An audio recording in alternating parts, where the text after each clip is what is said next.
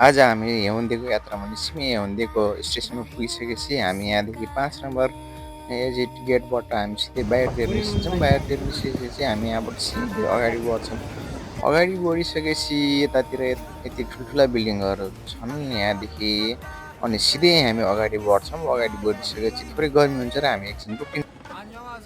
फेरि हामी यहाँदेखि सिधै अगाडि बढ्छौँ। यहाँदेखि सिधै अगाडि बढ्छौँ। सिधै अगाडि बढिसकेपछि यहाँको दृश्यहरू यहाँ यस्तो देखिन्छ र हामी सिधै हेउन्देमा पुग्छौँ। हेउन्दे पुगिसकेपछि यहाँनिर हेउन्दे राखेको यस्तो पनि दृश्य देखिन्छ र त्यसपछि मैले सिधै समुद्रको भ्यूजहरू चाहिँ आफ्नो मोबाइलमा क्याप्चरहरू गर्छु।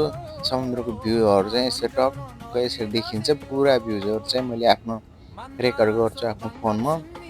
यहाँ पौडी खेल्ने मान्छेहरू निकै भिड छ नि त भित्रतिर।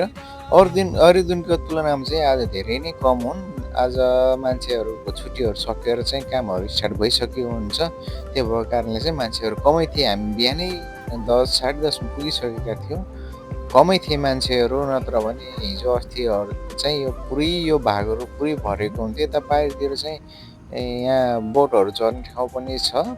यहाँदेखि पर तलसम्म लान्छ र हामी यहाँ सिलायो यहाँदेखि चाहिँ एक्वेरियम छ यहाँ मुनि। काय हाव रे हेउन्डे कस्तो लाग्यो त फर्स्ट क्लास।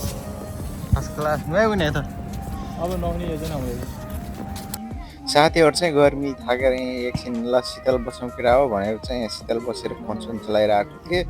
यहाँनिर यसो शीतल छारी थियो, रुखहरू थियो। यता मान्छे फोरेनरहरू पनि टन्नै बसिरहेको। कोही मान्छेहरू यता पौडी खेलेर आउँदै थिए भने कोही मान्छेहरू यतातिर बसिरहेका थिए। त्यसपछि केटाहरू पनि अब ल पौडी खेल्नुपर्छ भनेर निस्किए केटाहरूले यहाँ चाहिँ टिकट लिएर यो यहाँ देखिएर ब्यालेन्स जस्तो छ नि त, यो पनि पैसा तिरेर लानुपर्छ। एकमा 10,000 कोही 1,000 रुपियाँ नेपाली चाहिँ केटाहरू यहाँ चाहिँ पर्खिरहेको थिए अगाडि। एकजनाले किन्दै थिए। त्यो पछि हाम्रो केटाहरूको पालो आयो। त्यो चाहिँ किन्दैछन् केटाहरूले। किनिसकेपछि चाहिँ हामी जान्छौँ एकछिनमा। केटाहरूले चाहिँ यहाँ किन्दैछन्। के छ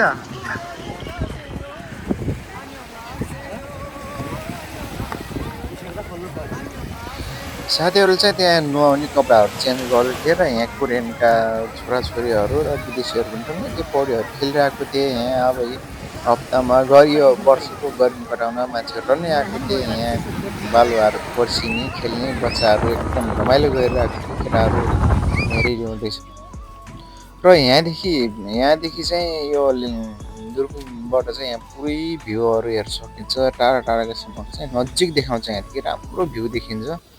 यता परसम्म पनि देखाउँछ। अनि हाम्रो साथीले पनि एकछिन ल हेरौँ न त कस्तो छ, म पनि हेर्छु भन्न थालेर यहाँदेखि हेरेँ एकछिन, राम्रै रहेछ।